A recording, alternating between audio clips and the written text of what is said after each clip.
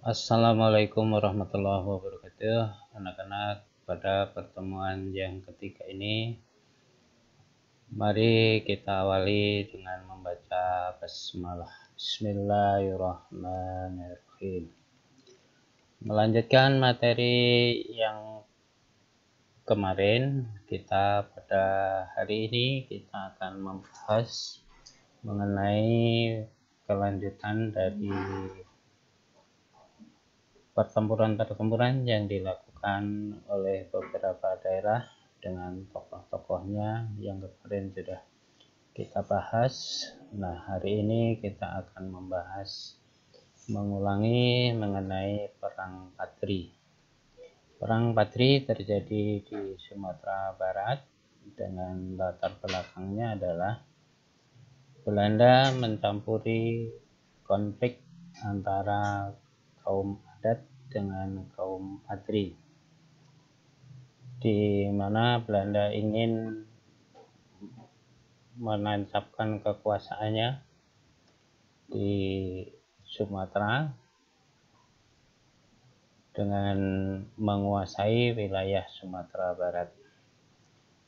Jalannya perang diawali dengan fase yang pertama, itu pada tahun 1821 sampai dengan 1825. Fase yang kedua dari tahun 1925 sampai dengan 1830, dan fase yang ketiga 1830 sampai dengan 1838. Dalam fase yang pertama, kemenangan berada di pihak kaum Padri yang dipimpin oleh Tuanku Imam Bonjol. Kemudian yang fase kedua, Belanda menawarkan perundingan damai kepada kaum Padri, dan fase yang ketiga, Belanda menerapkan strategi benteng Stelsel. Pada akhirnya tanggal 28 Oktober 1830 Imam Bonjol berhasil ditangkap oleh Belanda. Yang menarik bagi kita adalah pada fase yang kedua, Belanda menawarkan perundingan damai. Ini karena alasannya adalah bahwasanya Belanda harus menghadapi perlawanan Pangeran Diponegoro yang berada di wilayah Yogyakarta dan Jawa Tengah. Ini adalah Perang Padri yang dilakukan oleh tokoh-tokoh kita, pahlawan nasional kita, Tuanku Imam Bonjol dari Sumatera Barat. Kita lanjut anak-anak, dari materi berikutnya adalah Perang Pangeran Diponegoro yang kita tahu berlangsung pada 1825 sampai dengan 1830. Latar belakang dari Perang Pangeran Diponegoro ini adalah bahwa kehidupan rakyat di wilayah Kerajaan Mataram yang semakin menderita akibat adanya praktek eksploitasi dari Belanda. Kemudian yang kedua adalah pematokan tanah milik Pangeran Diponegoro di Tegarejo tanpa izin dari kerabat Pangeran Diponegoro. Kemudian yang kedua adalah jalannya perang. Perang dilakukan oleh Pangeran Diponegoro dengan menerapkan strategi perang gerilya, di mana perang ini dilakukan secara spontanitas kemudian menghilang, sehingga mengakibatkan pasukan dari Belanda mengalami banyak kegagalan di beberapa wilayah. Kemudian dari perlawanan Pangeran Diponegoro ini mendapat banyak dukungan yang dilakukan oleh rakyat dan para ulama, Di sini ada ulama yang bernama Ali Basah Sentot Prawiro Dirjo. Kemudian ada Kiai Mojo, ya, semuanya membantu Pangeran Diponegoro dalam upaya mengusir Belanda dari wilayah Jawa. Namun demikian, setelah 5 tahun berlangsung peperangan ini, akhirnya Belanda menerapkan strategi, yaitu benteng Stelsel, yang mengakibatkan satu persatu daerah pertahanan Pangeran Diponegoro jatuh ke tangan Belanda dan mempersempit dari wilayah Pangeran Diponegoro. Kemudian dari peperangan Pangeran Diponegoro ini dengan siasat yang dilakukan oleh Jenderal de Kock, Pangeran Diponegoro diajak untuk berunding di Magelang. Namun demikian, dengan siasat berunding ini ternyata Pangeran Diponegoro ditangkap, kemudian dibawa ke Batavia, Jakarta, diasingkan ke Manado, kemudian terakhir dipindah ke Makassar, hingga akhirnya Pangeran Diponegoro meninggal di Makassar pada 8 Januari 1858. Inilah akhir dari peperangan yang dilakukan di Jawa yang dipimpin oleh Pangeran Diponegoro, dan perlu kita ketahui juga bersamaan dengan perang Diponegoro ini tadi sudah kita singgung adalah perang di Sumatera Barat yang dipimpin oleh Tuanku Imam Bonjol, hingga akhirnya Belanda menerapkan strategi perundingan damai dengan kaum Patri karena harus menghadapi peperangan Pangeran Diponegoro di Jawa Tengah dan Yogyakarta khususnya. Inilah siasat yang dilakukan oleh Belanda dalam menghadapi tokoh-tokoh pejuang kita. Kita lanjut anak-anak, adalah dari Perang Puputan. Perang Puputan ini adalah peperangan yang terjadi di wilayah Bali, di mana atas permintaan Belanda kepada kerajaan-kerajaan di Bali, yang pertama untuk menghapuskan hak tawan karang. Hak tawan karang ini adalah hak yang dimiliki oleh kerajaan-kerajaan yang berada di Bali, di mana setiap kapal yang berlabuh dan karang di Bali menjadi hak dari kepemilikan raja-raja di Bali. Kemudian yang kedua adalah Belanda mengakui kekuasaan Belanda di Bali dan memberi perlindungan kepada para pedagang-pedagang Belanda.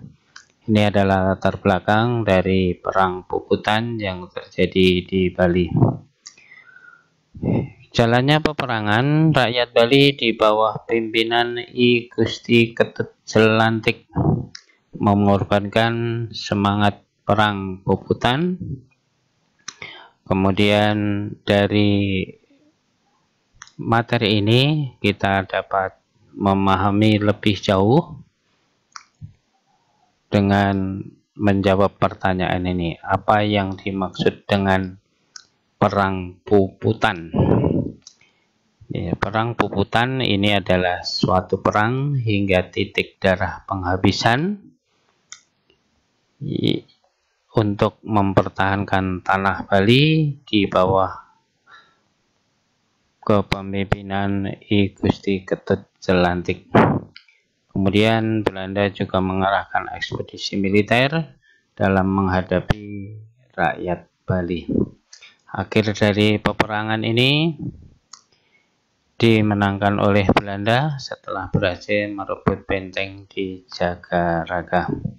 Ini adalah perang yang dilakukan oleh rakyat di Bali yang disebut dengan Perang Puputan.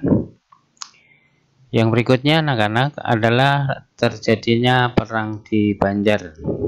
Perang di Banjar ini terjadi di wilayah Kalimantan Selatan di bawah pimpinan Pangeran Antasari yang merupakan salah satu tokoh penting dalam Perang Banjar.